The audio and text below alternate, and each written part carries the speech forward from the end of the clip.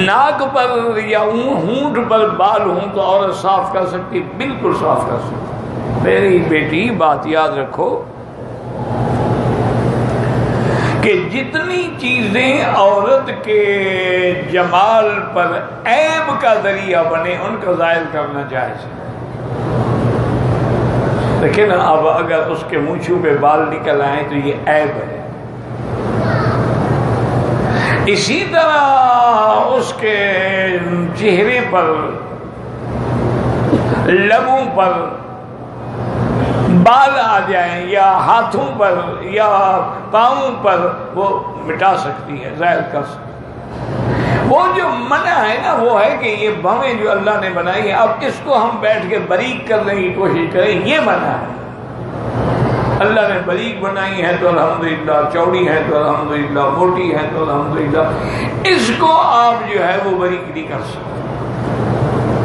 اسی طرح اپنی آنکھوں کی پلکوں کے ساتھ کوئی دوسری مصنوعی پلکیں لگائیں، یہ حرام ہے۔ اسی طرح بال اپنے چھوٹے ہوں تو مصنوعی بال ساتھ لگا لیں، یہ بھی حرام ہے۔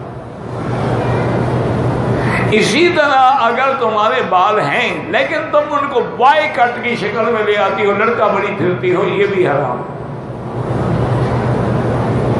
اسی طرح لباس میں جینز ہے، شرٹ ہے، مردانہ لباس پہننا بھی حرام ہے۔ حضور نے لعنت بھیجی المشبہین والمشبہات من النساء، کہ جو مردوں کی مشابہت کریں یا مرد عورتوں کی کریں، اللہ کرے اور پھر لعنت۔ باقی اسلام نے تمہیں بڑی عزت دی ہے، بڑا مقام دیا ہے۔ یہ تو جو آج کل کی دنیا ہے نا، وہ یورپ سے ماری ہوئی رومانس کے لیے، جی ہم رومانس کرتے ہیں، جی ہم پیار کرتے، یہ رومانس نہیں ہے، یہ ذلت ہے۔ رومانس بھی ہمیں حضور نے سکھلایا ہے۔ حضور نے ایک دن بی بی عائشہ سے کہا کہ آؤ میرے ساتھ دوڑ میں مقابلہ کرو گی، یہ رومانس ہے کہ بی بی سے اظہار محبت ہو گئی۔ بی بی عائشہ نے کہا کہ ہاں۔ اب حضور صلی اللہ علیہ وسلم کے ساتھ کیونکہ سفر تھا، میاں بیوی اکیلے تھے، کوئی دیکھنے والا بھی نہیں تھا۔ اس سے یہ مانا نہیں کہ ریتا اپنا تم دوڑ میں شریک ہو جاؤ،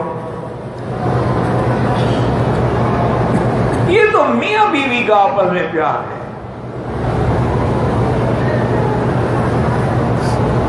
اب حضور پاک اور بی بی عائشہ دوڑ رہی ہیں، اللہ کی شان ہے، حضور جیت گئے۔ کچھ عرصے کے بعد پھر حضور کو خیال آیا، فرمایا عائشہ اب تم دوڑو گی؟ انہوں نے کہا ہاں یا رسول اللہ میں دوڑوں گی۔ اب حضور لما بدنہ بھاری ہو گئے تھے، اب عائشہ جیت گئی۔ حضور نے فرمایا اچھا کوئی بات نہیں، تل کا میں تل کا، ایک دفعہ میں جیت گیا ایک دفعہ تم جیت گئی۔ مانا کیا تھا کہ بیوی کا دل خوش ہو جائے، عزت دو بیوی کو۔ حضور نے فرمایا تمہارا سب سے بڑی خیرات وہ ہے کہ اپنے ہاتھ سے نوالا توڑ کے بیوی کے منہ کے اندر رکھو۔ یہ ہے رومانس، یہ ہے محبت۔ یہ نہیں کہ کانٹے اور چھڑیاں پکڑ کے دور بیٹھو، یہ تو بغض و عناد ہے کہ گلاس اپنا اپنا ہو، جی ڈسپوزیبل ہو، پینے کے بعد پھینک، پھر بیوی بھی ڈسپوزل ہو، ہر رات پھینک دیا کریں۔ اس کو کیوں گلے لگایا ہوا ہے زندگی کے لیے؟ استعمال ہو گئی پھینک دو۔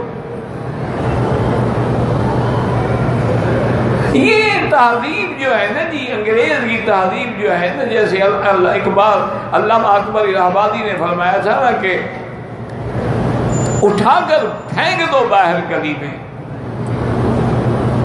نئی تہذیب کے انڈے ہیں گندے۔ اب دیکھیں یہ محبت ہے کہ حضور لقمہ کھلا رہے ہیں، اپنے ہاتھ سے منہ میں کھلا رہے ہیں۔ تم نے لوگوں کی بیویوں کو تو کھلایا ہوگا، اپنی بیوی کو کبھی نہیں کھلایا ہوگا۔ اب یہ دیکھیں محبت کا کمال کہ حضور اگر کوئی چیز نوش فرماتے، پانی یا دودھ بی بی عائشہ کو دیتے تو بی بی عائشہ پیتی، اور بی بی عائشہ فرماتی جس گلاس کی طرف میں نے اپنے لب رکھے تھے وہی حضور اپنے لب رکھتے۔ یہ اسلام کا رومانس ہے۔ کون کہتا ہے اسلام کہتا ہے محبت نہ کرو؟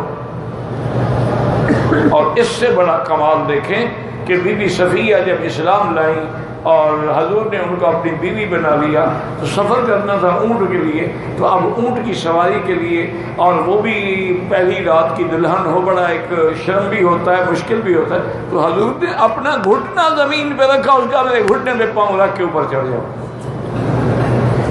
نبی کے گھٹنے پہ پاؤں رکھے۔ یہ مقام ہے، الفت ہے، محبت ہے۔ تو اس لیے میری بیٹی، اسلام نے تمہیں بڑے حقوق دیے ہیں، جو چیزیں عیب ہیں ان کو ہٹا سکتی ہے۔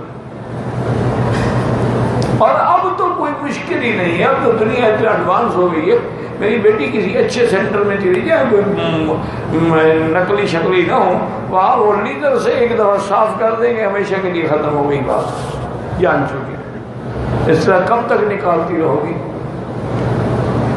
آج کل تو بڑا آسان ہے، آج کل تو لیڈر سے سب کچھ ہو جاتا ہے۔ ایک آدمی نے رمضان المبارک کے روزے کی حالت میں اپنی بیوی سے جماع کیا ہے، انا للہ و انا الیہ راجعون۔ اب اس کو 2 مہینے کے روزے رکھنے ہیں لگاتار، یعنی درمیان میں کوئی روزہ نہ چھوٹے، اور توبہ بھی کرے، استغفار بھی کرے۔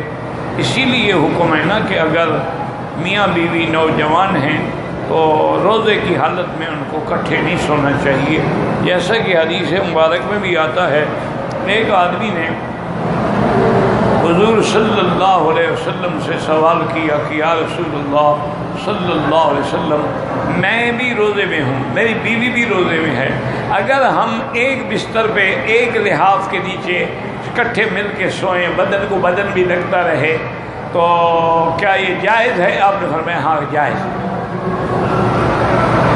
صحابہ کہتے ہیں کہ کچھ دیر گزری، وہ بندہ تو چلا گیا، ایک اور آدمی آیا،